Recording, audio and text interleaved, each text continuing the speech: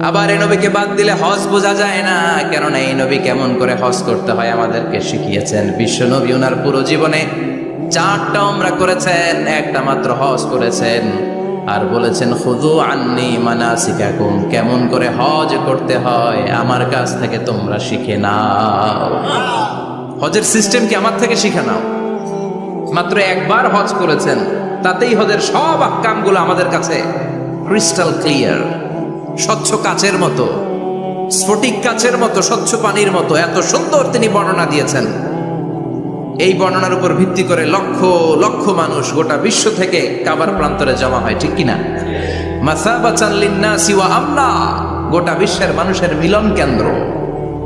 আপনি যখন মসজিদুল হারামে যাবেন, মসজিদে নববীতে যাবেন, দেখবেন আজান হয়ে গেলে লক্ষ লক্ষ মানুষ কাবার দিকে ছুটে, ঠিক কিনা?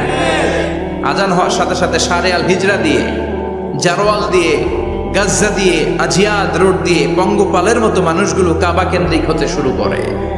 কারণ কাবা হচ্ছে অ্যাসেম্বলি পয়েন্ট, গ্যাদারিং পয়েন্ট, এটা মিলন কেন্দ্র। এই কাবাকে কেন্দ্র করে প্রতিদিন লক্ষ লক্ষ মানুষের মিলন মেলা বসে। চিল্লায় বলেন ঠিক কিনা? কেমন করে হজ পালন করবেন বিশ্বনবী শেখালেন, কারণ বিশ্বনবীরে বাদ দিলে হজ বোঝা যায় না। তার মানে বুঝলাম উনি হ্যাঁ বললে হালাল, না বললে হারাম। উনারে বাদ তো কোরআন বাদ, উনি বাদ তো হাদিস বাদ। কথা বলেন? উনি বাদ তো নামাজ বাদ, উনি বাদ তো রোজা বাদ, উনি বাদ তো হজ বাদ। এজন্য উনারে বাদ দিলে কোরআন বোঝা যায় না, নামাজ বোঝা যায় না, উনারে বাদ দিলে হজ বোঝা যায় না। তাই উনার সাথে যারা বেয়াদবি করবে ওদেরকেও এমনি এমনি ছেড়ে দেয়া যায় না। বিশ্বনবীর সাথে যদি বেয়াদবি করে এটা অনেক বড় ধরনের বেয়াদবি, এটা রাষ্ট্রীয় আইন করে ওকে শাস্তি দিতে হবে, ঠিক কিনা? বিশ্বনবীর বিরুদ্ধে যদি ব্লগে কিছু লিখে, কেউ ব্লগ লিখে, বিশ্বনবীর পারিবারিক জীবন নিয়ে যদি কেউ কটু কথা বলে, বাজে মন্তব্য করে, বিশ্বনবীর ব্যাপারে যদি শাহবাগের চত্বর থেকে, প্রজন্ম চত্বর থেকে কোনো কথা বলে, ওই বেয়াদবগুলারে ফাঁসির রশিতে ঝুলানোর দরকার আছে না নাই? Very sensitive issue. বিশ্বনবীর সম্মান গোটা উম্মার সম্মান, কারণ বিশ্বনবী বাদ তো পুরো ইসলাম বাদ।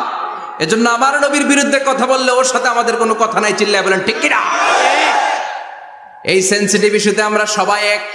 এখানে জামাত ইসলাম নাই, হেফাজত ইসলাম নাই, তাবলীগ নাই, আলিয়া নাই, কওমি নাই। বিশ্বনবীর সাথে বেয়াদবি করলে ওগুলোকে রাষ্ট্রীয়ভাবে ফাঁসি দেওয়ার দরকার, শাস্তি দেওয়ার দরকার আছে না নাই? সবাই একমত?